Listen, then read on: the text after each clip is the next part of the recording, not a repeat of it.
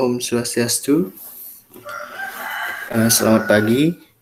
Saya di sini ingin mempresentasikan sebuah materi bersama kelompok saya, yaitu kelompok 5, dengan membahas materi yaitu perlakuan akuntansi biaya bahan baku.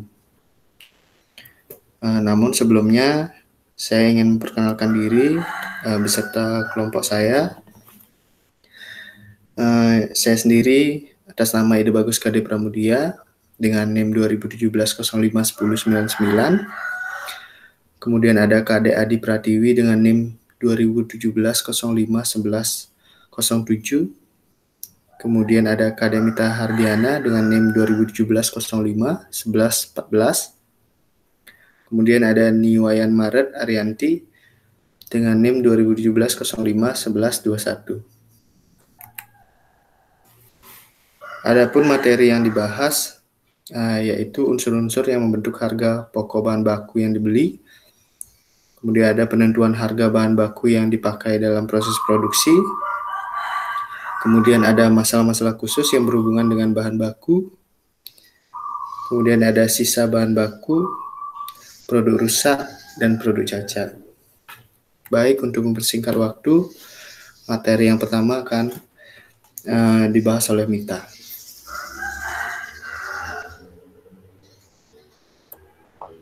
Baik, terima kasih atas waktunya. Jadi di sini saya akan membahas materi yang pertama, yaitu unsur-unsur yang membentuk harga pokok bahan baku yang dibeli.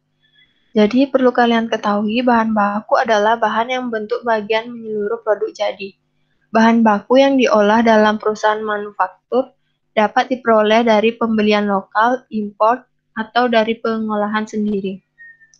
Dalam memperoleh bahan baku, perusahaan tidak hanya mengeluarkan biaya sejumlah harga beli bahan baku saja, tetapi juga mengeluarkan biaya-biaya pembelian, biaya pergudangan, dan biaya-biaya perolehan lain. Yang pertama ada sistem pembelian. Transaksi pembelian lokal bahan baku melibatkan bagian-bagian produksi, gudang, pembelian, penerimaan barang, dan akuntansi. Dokumen sumber dan dokumen pendukung yang dibuat dalam transaksi pembelian lokal bahan baku adalah: yang pertama ada surat permintaan pembelian, yang kedua ada surat order pembelian, yang ketiga ada laporan penerimaan barang, yang terakhir faktur dari penjualan. Next.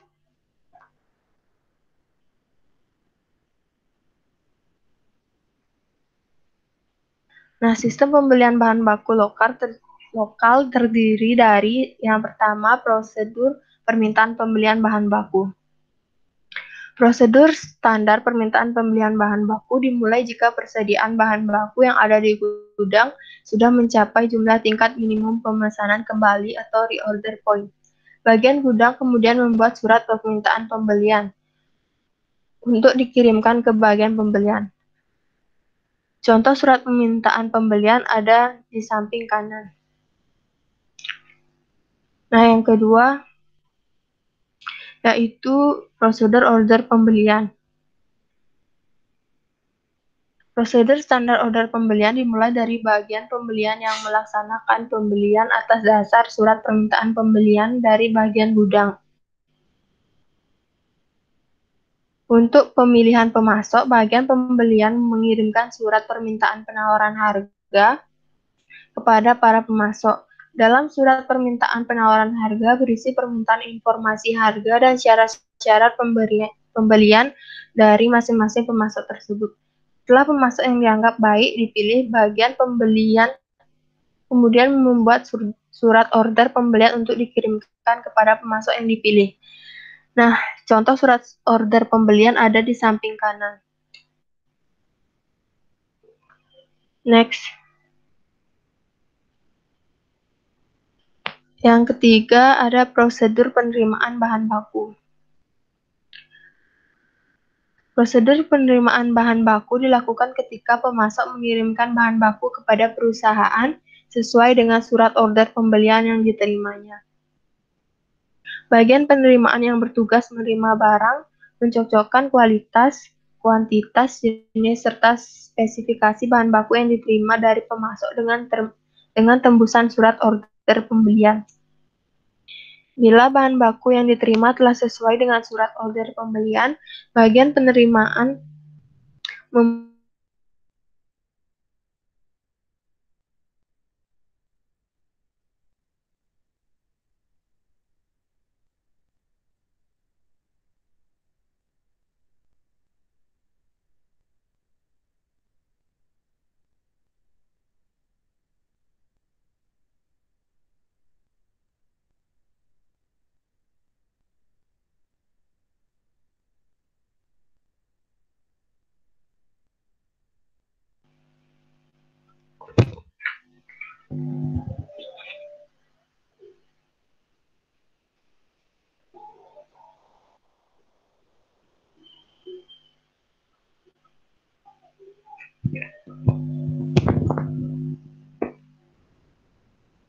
Next.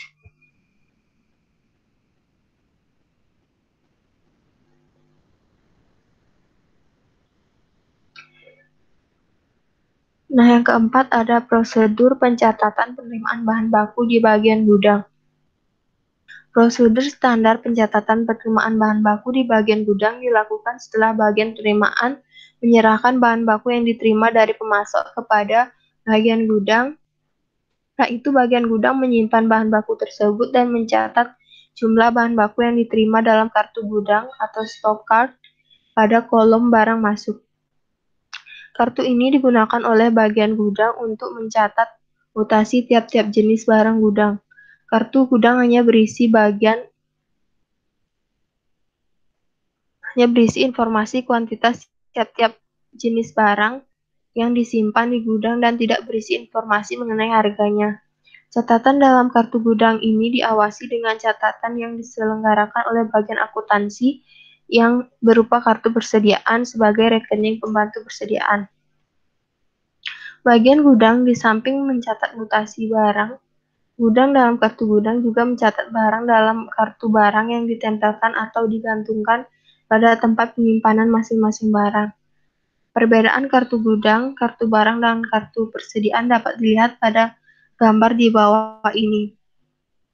Yang pertama, contoh kartu gudang di sebelah paling kiri, yang di tengah itu contoh kartu barang, dan sebelah kanan contoh kartu persediaan. Next. Yang kelima ada prosedur pencatatan utang karena pembelian bahan baku. Prosedur ini dimulai ketika bagian pembelian menerima faktur pembelian dari pemasok. Bagian pembelian memberikan tanda tangan di atas faktur pembelian sebagai tanda persetujuan bahwa faktur dapat dibayar karena pemasok telah memenuhi syarat-syarat pembelian yang ditentukan oleh perusahaan. Faktur pembelian yang telah ditandatangani oleh bagian pembelian tersebut diserahkan kepada bagian akuntansi. Dalam transaksi pembelian bahan baku, bagian akuntansi memeriksa ketelitian perhitungan dalam faktur pembelian dan mencocokkannya dengan informasi dalam tembusan surat order pembelian yang diterima dari bagian pembelian dan laporan penerimaan barang yang diterima dari bagian penerimaan. Faktur pembelian yang dilampiri dengan tembusan surat order pembelian dan laporan penerimaan barang dicatat oleh bagian akuntansi dalam jurnal pembelian. Setelah dicatat dalam jurnal pembelian, faktur pembelian beserta dokumen pendukungnya tersebut dicatat dalam kartu persediaan sebagai rekening pembantu persediaan bahan baku pada kolom masuk. Faktur pembelian dan dokumen pendukungnya kemudian dicatat dalam kartu utang sebagai rekening pembantu utang untuk mencatat timbulnya utang kepada pemasok yang bersangkutan. Next.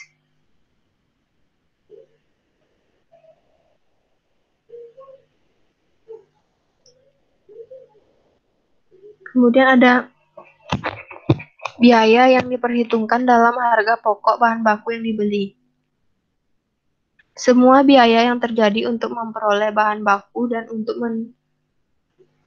mendapatkannya dalam keadaan siap untuk diolah merupakan unsur harga pokok bahan baku yang dibeli.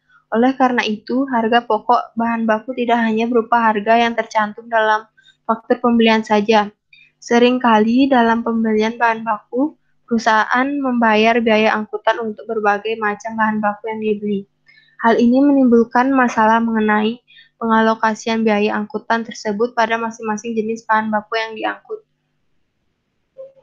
Oleh karena itu, harga pokok bahan baku yang hanya berupa harga yang tercantum dalam faktur pembelian saja. Harga pokok bahan baku terdiri dari harga beli, harga yang tercantum dalam faktur pembelian.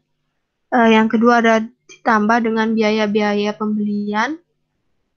Yang ketiga, dan biaya-biaya yang dikeluarkan untuk menyiapkan bahan baku tersebut dalam keadaan siap untuk diolah. Harga beli dan biaya angkutan adalah unsur yang mudah diperhitungkan sebagai harga pokok bahan baku. Sedangkan biaya-biayanya meliputi pesan atau order cost, yang kedua biaya penerimaan, ketiga pembongkaran, yang keempat pemeriksaan, yang kelima asuransi, yang keenam pergudangan, dan yang terakhir biaya akuntansi bahan baku. Merupakan unsur-unsur biaya yang sulit diperhitungkan pada harga pokok bahan baku yang dibeli. Next.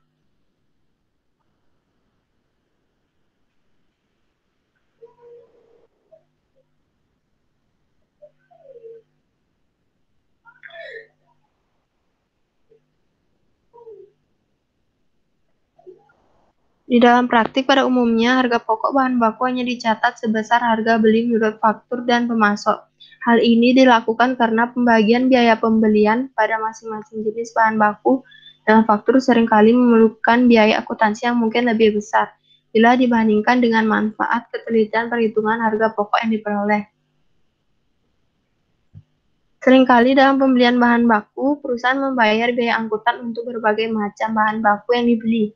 Hal ini menimbulkan masalah tentang pengalokasian biaya angkutan tersebut pada masing-masing jenis bahan baku yang diangkut. Perlakuan terhadap biaya angkut ini dapat dibedakan sebagai berikut. Yang pertama, ada biaya angkutan diperlukan sebagai tambahan harga pokok bahan baku yang dibeli. Bila biaya angkut diperlakukan sebagai tambahan harga pokok bahan baku yang dibeli, maka alokasi biaya angkutan pada masing-masing jenis bahan baku yang dibeli dapat didasarkan pada perbandingan kuantitas tiap jenis bahan baku yang dibeli, perbandingan harga faktur tiap jenis bahan baku yang dibeli, biaya angkutan diperhitungkan dalam harga pokok bahan baku yang dibeli.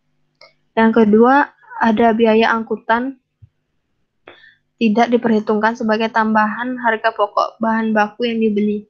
Biaya angkutan tidak diperhitungkan sebagai tambahan harga pokok bahan baku yang dibeli, tapi diperlakukan sebagai unsur biaya overhead pabrik. Dengan cara ini, biaya angkutan tidak diperhitungkan sebagai tambahan harga pokok bahan baku yang dibeli, namun diperlukan sebagai unsur biaya overhead pabrik. Pada awal tahun anggaran, jumlah biaya angkutan yang akan dikeluarkan selama 1 tahun ditaksir. Jumlah taksiran biaya angkutan ini diperhitungkan sebagai unsur biaya overhead pabrik dalam penentuan tarif biaya overhead pabrik. Biaya angkutan yang sesungguhnya dikeluarkan kemudian dicatat dalam sebelah debit rekening biaya overhead pabrik sesungguhnya. Sekian materi dari saya, materi selanjutnya akan dibahas oleh rekan saya. Baik, materi selanjutnya yaitu penentuan harga bahan baku yang dipakai dalam proses produksi. Jadi besarnya biaya bahan yang digunakan dalam proses produksi dapat ditentukan dengan cara sebagai berikut. Biaya bahan sama dengan kuantitas bahan dalam proses produksi dikali dengan harga beli bahan. Karena dalam suatu periode akuntansi seringkali terjadi fluktuasi harga, maka harga beli bahan baku juga berbeda dari pembelian yang satu dengan pembelian yang lain. Hal ini menimbulkan masalah dalam penentuan harga pokok bahan baku yang dipakai dalam produksi. Untuk mengatasi masalah ini, diperlukan berbagai macam metode penentuan harga pokok bahan baku yang dipakai dalam produksi atau material costing methods. Di antaranya adalah yang pertama yaitu metode identifikasi khusus. Dalam metode ini, setiap jenis bahan baku yang ada di gudang harus diberi tanda pada harga pokok persatuan berapa bahan baku tersebut dibeli. Kesulitan yang timbul dari pemakaian metode ini adalah terletak pada penyimpanan bahan baku di gudang. Metode ini sangat efektif dipakai apabila bahan baku yang dibeli bukan merupakan barang standaran dibeli untuk memenuhi pesanan tertentu. Next.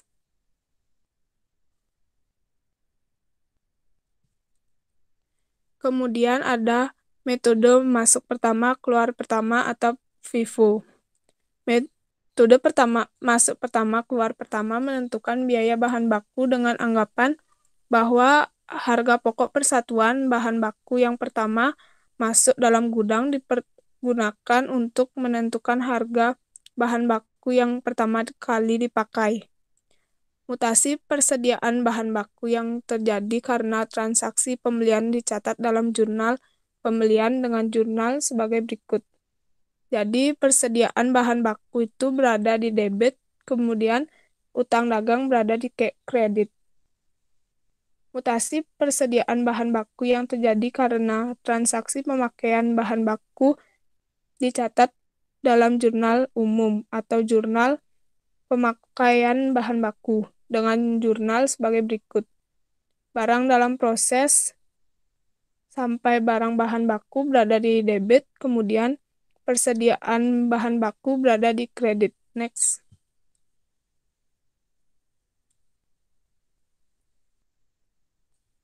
Yang selanjutnya yaitu metode masuk terakhir keluar pertama atau LIFO. Metode masuk terakhir keluar pertama menentukan harga pokok bahan baku yang dipakai dalam produksi dengan anggapan bahwa harga pokok persatuan bahan baku yang terakhir masuk dalam persediaan gudang dipakai untuk menentukan harga pokok bahan baku yang pertama kali dipakai dalam produksi. Selanjutnya ada metode rata-rata bergerak. Metode rata-rata bergerak adalah cara untuk menentukan harga pokok bahan baku dengan menghitung harga pokok rata-rata persediaan bahan baku yang ada di gudang. Caranya adalah dengan membagi total harga pokok dengan jumlah satuannya. Setiap kali terjadi pembelian yang harga pokok satuannya berbeda dengan harga pokok rata-rata persediaan yang ada di gudang, harus dilakukan perhitungan harga pokok rata-rata persatuan yang baru. Next. Kemudian ada metode biaya standar. Dalam metode ini, bahan baku yang dibeli dicatat dalam kartu persediaan sebagai harga standar, yaitu harga taksiran yang mencerminkan harga yang diharapkan akan terjadi di masa yang akan datang. Jurnal yang dibuat pada saat pembelian bahan baku adalah sebagai berikut. Yang pertama, untuk mencatat bahan baku yang dibeli sebesar harga standar.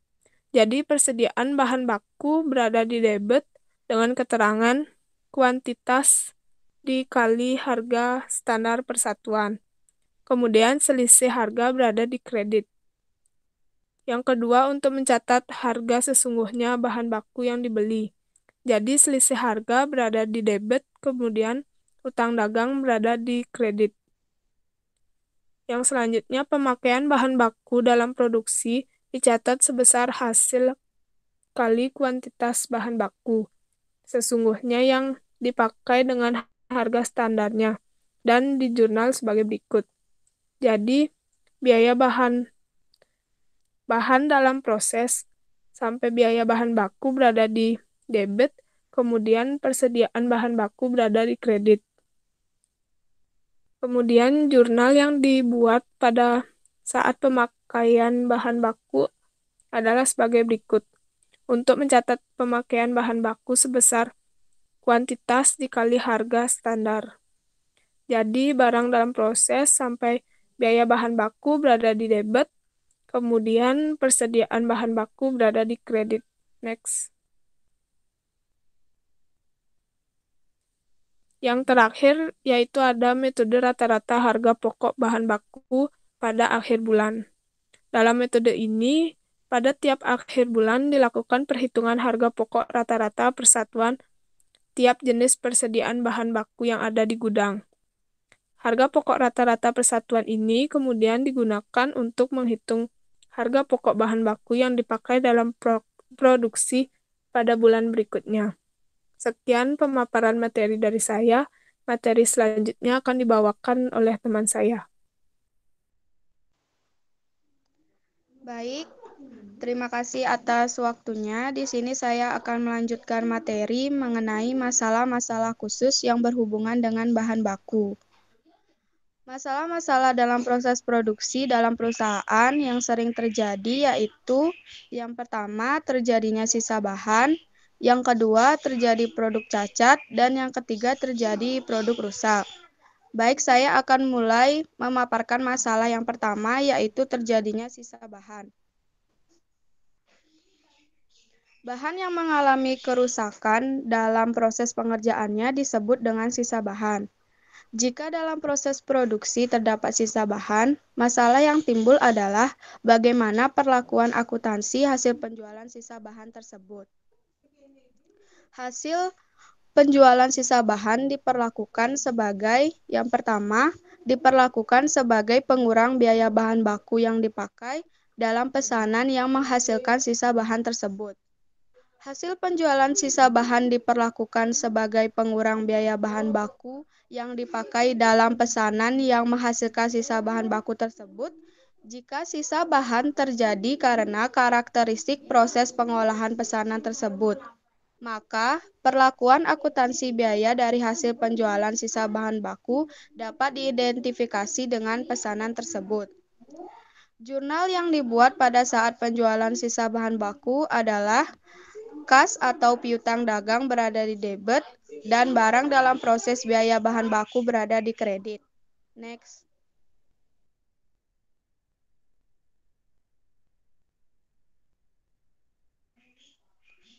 Yang kedua, diperlakukan sebagai pengurang terhadap biaya overhead pabrik yang sesungguhnya terjadi.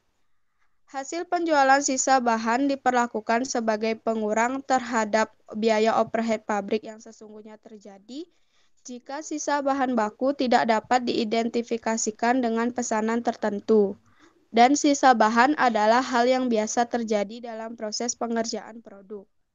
Maka hasil penjualannya dapat diperlakukan sebagai pengurang biaya overhead pabrik yang sesungguhnya terjadi. Jurnal yang dibuat pada saat penjualan sisa bahan baku adalah kas atau piutang dagang berada di debit, dan biaya overhead pabrik atau BOP berada di kredit.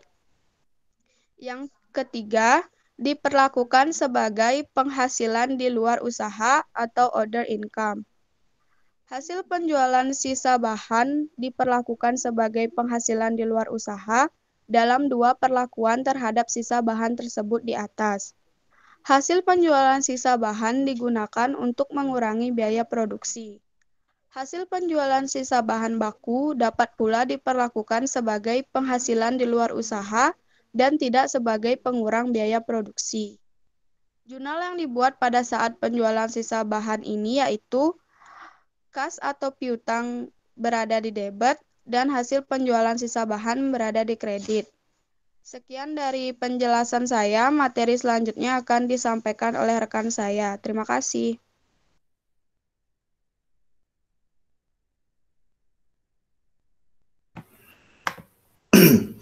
Baik, terima kasih. Di sini saya akan melanjutkan materi, yaitu produk rusak. Produk rusak adalah produk yang tidak sesuai dengan standar mutu yang telah diterapkan secara ekonomis, tidak dapat diperbarui menjadi produk yang baik. Sebab terjadinya produk rusak, menurut Sutrisno, penyebab terjadinya produk rusak ada dua, yaitu produk rusak karena kegiatan normal perusahaan, yaitu apabila produk rusak ini memang sering terjadi pada kegiatan normal perusahaan. Apabila produk rusak ini memang sering terjadi pada kegiatan normal perusahaan, sehingga biasanya memang dicadangkan adanya produk rusak dalam proses produksi. Kemudian yang kedua, produk rusak karena kesalahan atau abnormal, yaitu apabila produk rusak yang penyebabnya karena kurangnya pengawasan, kesalahan pengerjaan, kerusakan mesin, pemakaian bahan di bawah kualitas standar. Kemudian perlakuan harga pokok produk rusak. Yang pertama, produk rusak tidak laku dijual. Penyebab terjadinya produk rusak bersifat normal.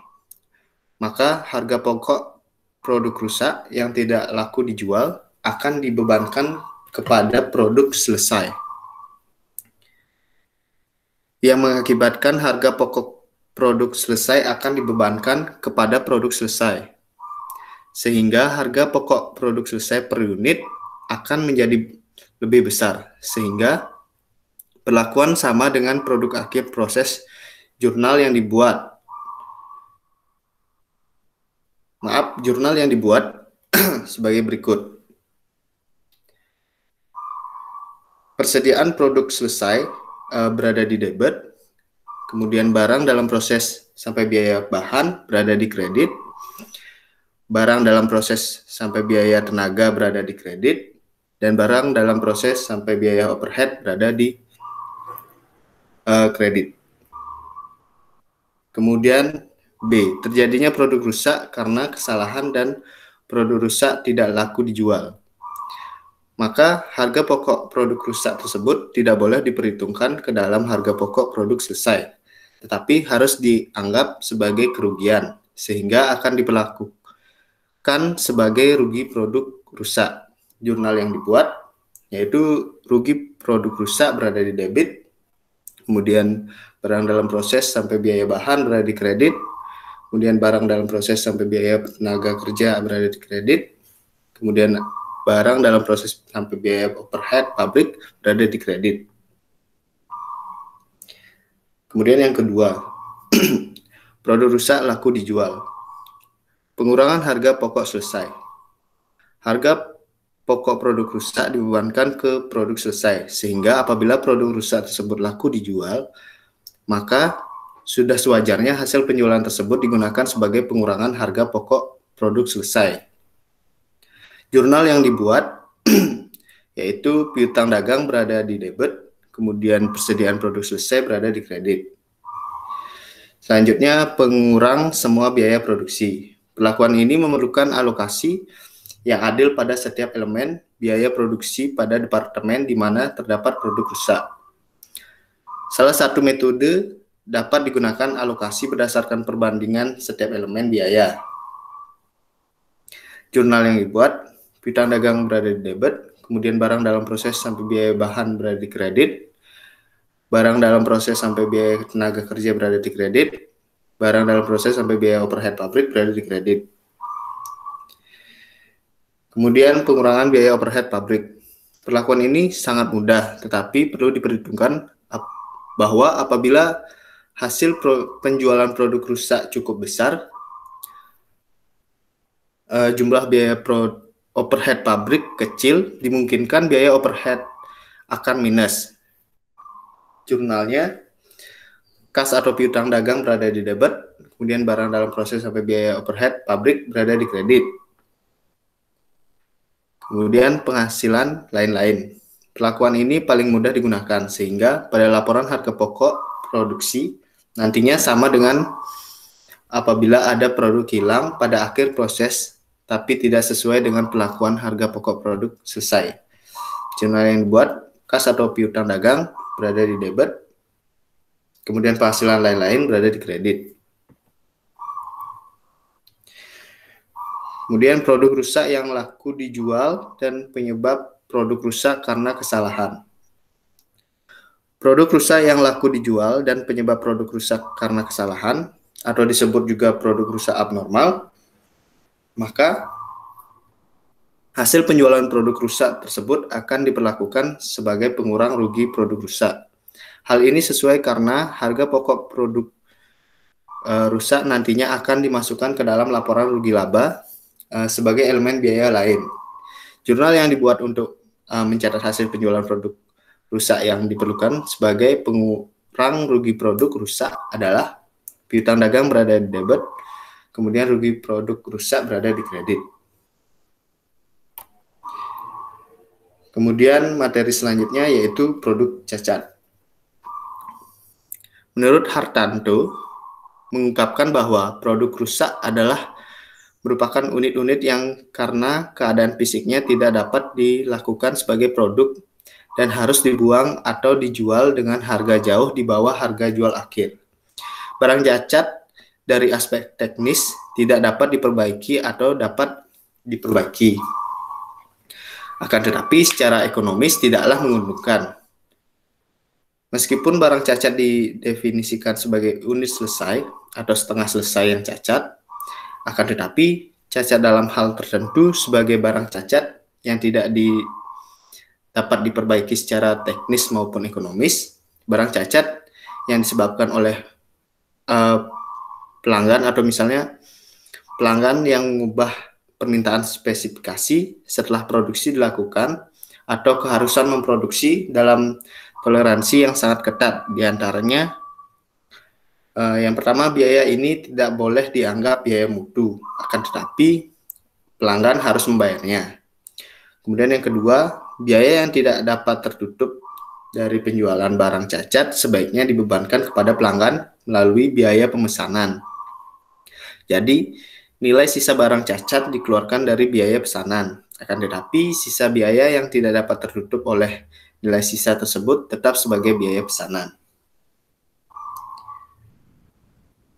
Baik, hanya itu saja materi yang dapat saya sampaikan dengan kelompok kami. Mohon maaf bila ada kesalahan dalam penyampaian atau materi yang kurang. Mohon maaf, saya tutup dengan Parma Santi. Om Santi Santi Santi Om.